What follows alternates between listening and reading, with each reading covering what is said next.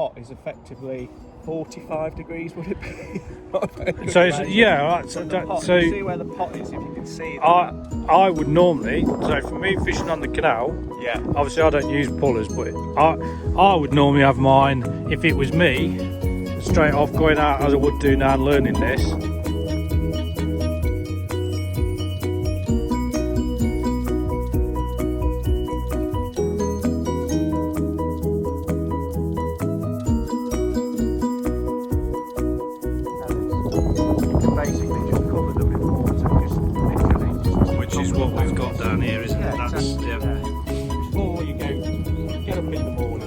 Go on your session, you really want to be doing it. So as soon as you get off, get as many as you So I mean, I've got to get up earlier in the morning then? Probably have to get up earlier, yeah.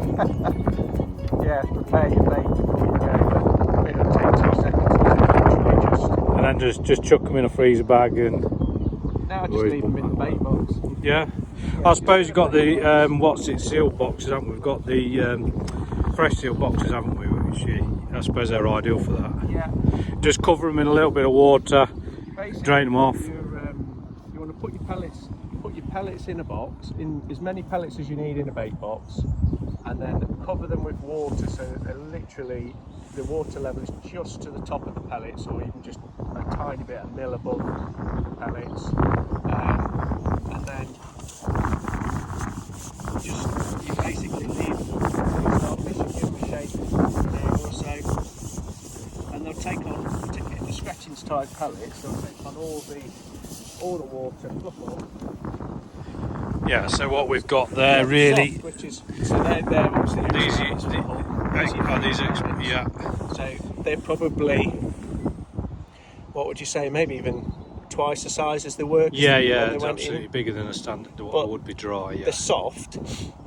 They're soft enough. I mean, you can't even hook them with the really soft. It's really hard. It's more hook, but you can feed them loose, and obviously they'll sink. Or we can clump them into a little ball, can't we? Yeah, a little ball if it's deep, or you want to get the bait down to the bottom quicker. Yeah. A little ball, and obviously that will break up. Well, pretty much as soon as it hits the water, but it'll get a few more down to the bottom in a tighter pile. Yeah. So you just put that in. You literally open the top of the sprinkle pot up and just put that in the top and. Yeah. So I've seen it just before you ship back out. We've made some alterations to that one of these pots, haven't we? Yeah, which we looked at before. This is standard. So that's a standard tower Middy grip flex tower pot, isn't it? Yeah. Yeah. So a smaller size because it's obviously winter time. So we've got the little pepper pot top on it, haven't we? And I've known when I've fished for you before, we've cut this bit out, haven't we? Yeah, so you can to put bigger baits in, I suppose. Obviously, we'll have a look at the maggot line later. This is from a soft pellet fishing, micro pellets, if you like. So just the standard top, and that will hold enough for what we want at the minute. More than 2 or 3 feeds, maybe. Yeah. So, and then it's dead simple. You obviously just squeeze it, the top out. Yeah, these. If people have not seen these before, I use these myself on the canal. I use a smaller version. They're a soft bottom, and you basically press the inside, and it just grips onto the pole beautifully. Without the old-fashioned ones used to break the pole tips off if you weren't careful, weren't you? But they're fantastic, mate. I love mine for canal fishing, just for tapping. Same thing as what you're showing me how to do today. Really, I would go across and tap a few squats and pinkies across. Yeah. I mean, you see, there's still some in there. Yeah. So So you're not dumping the load off all in one go, are you? I'm not dumping them all in. So what I'll do is I'll sort of 3/4 fill it. You need to leave a little bit, enough of a gap at the top of the pole pot so you can shake them and they'll come out better. So sort of 3/4 fill it. Don't fill it right to the top because obviously you'll compact the pellets in. Yeah. And then you'll struggle to shake them out. Yeah. You Makes just close sense. the top. But the one thing that's really important when you're using it that way. So I might get 3 feeds out of this. Yeah. So I'll go across, tap a few in, set my rig, and if I might get a bite, I might not.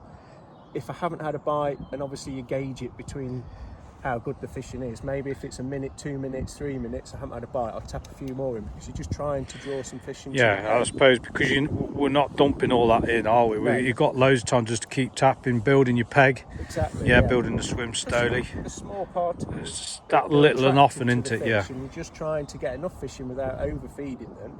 Something attractive coming in. Obviously, enough should get to the bottom that there's some around your hook bait. Yeah. But it's really important, and what you see, I don't know, you see it quite a lot.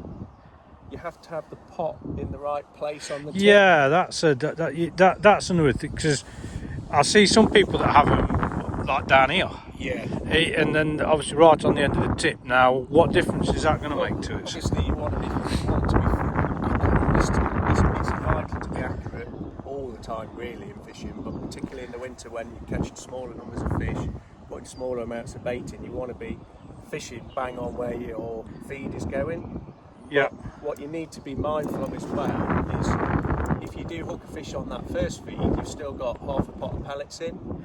Yeah. And you don't want those to be going all over your peg. It's important. You don't want to be bouncing the in. pole, and then No. you'd end up with, instead of a dinner plate, you've ended up with a massive great big dustbin. From where you've caught the fish halfway back. Yeah. Then, yeah, you obviously, it's not ideal. So having your rollers set perfect so it's nice and smooth, but also if you're using like a puller bush, Yeah. you need to make sure that the pot is effectively 45 degrees, would it be? So it's, yeah, right. So you see where the pot is, if you can see that.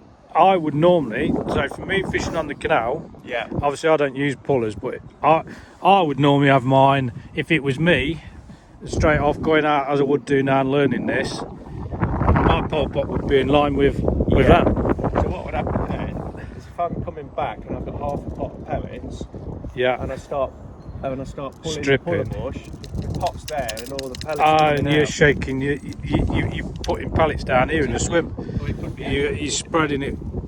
Yeah, that makes so where sense. that is now, and you'll see it if we're looking after catching another fish, and I've still got some bait in the pot. When I get to here and I start stripping elastic, if it's a bigger fish, the pot will be facing upright. Yeah. So there won't. So in theory, If there's any bait left do in it the pot, properly, there won't. I'll come back like I just did there, and I've got half a pot of pellets still in my pot, and then obviously I can either tip them if I want to put some fresh water, just turn them back.